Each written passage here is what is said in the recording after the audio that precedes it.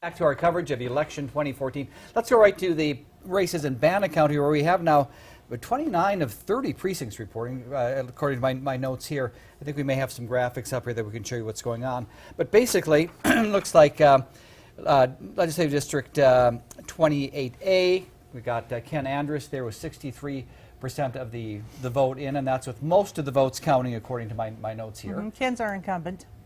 And let's see what else we've got there. We've got in this one, we had 3 people running, and Mark Nye, And these guys are all the new. Democrat, All new, so yeah. is winning there. Again, with 97% of the votes reporting. So it is indeed 29 of 30 precincts altogether there. Elaine Smith's the incumbent, Democrat, and she's winning again. So it's all incumbents except Mark Nye, who is one of the newbies, but he's a Democrat. And Bannock County tends to go Democrat. So we have 3 Democrats here to 1 Republican, and Ken Andrus winning that race. Yeah, very good.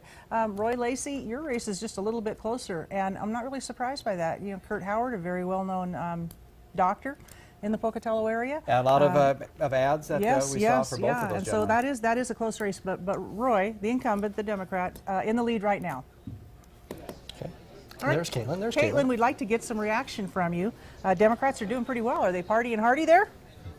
That's right, and you would think that it would just be a huge celebration right now, but actually a hush just fell over the crowd not too long ago because they're all waiting in anticipation for those results to come in, and they are coming in. Right now in Bannock County, we have 83% of ballots or precinct ballots that have been counted and reported, and it looks like we have Kurt Howard with 44% of the vote, Roy Lacey with 56%, Bloxham with 40%, Mark Nye with 54%, Smith with 59%, and Tovey with 40%. So those are the legislative races that are pretty hot right now, and it looks like the Democrats might be still holding on to Pocatello. So I'm going to turn it right over now to our other reporter, Luke Jones, who will give us more information on that. Luke?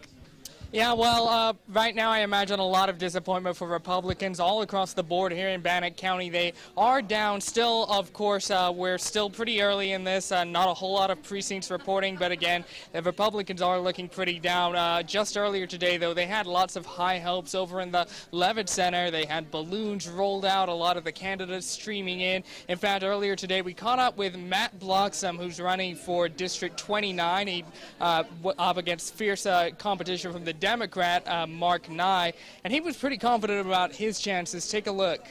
Our slogan has always been strong new leadership, and I think that's what nationally, on the state level, city, county, that's what people are looking for. They're ready for people who are willing to do something a little bit differently and innovative thinking.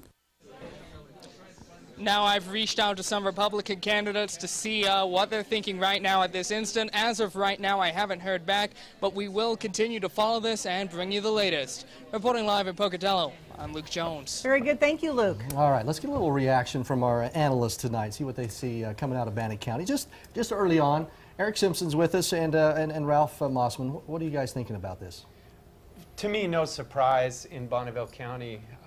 Or Bannock County, you mean? Or Bannock County, I'm sorry, being held by Democrats. It's no surprise to me. What is sort of a surprise is in District 26, where Dick Fosbury potentially is going to knock off the Republican Representative Miller. And I guess that is kind of a surprise, where you might potentially have a Democrat pick up a seat in the legislature. But again, we might have an about face in North Idaho, where John Rushi has a serious challenge as well. And I think we need to look a little bit beyond the Democrat-Republican thing here, because one thing that's very obvious is that incumbents tend to win in this state. Yes. As much as there's this anti-incumbent fervor in Idaho, it just seems like it's very difficult to be an incumbent from any party.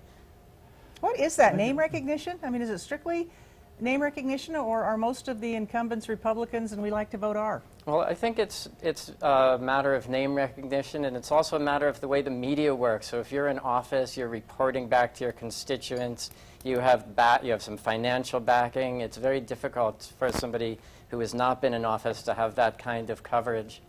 Can either one of you explain why still Bannock County is that little vestige of Democrats in all of southern Idaho? What's the history on that? Why?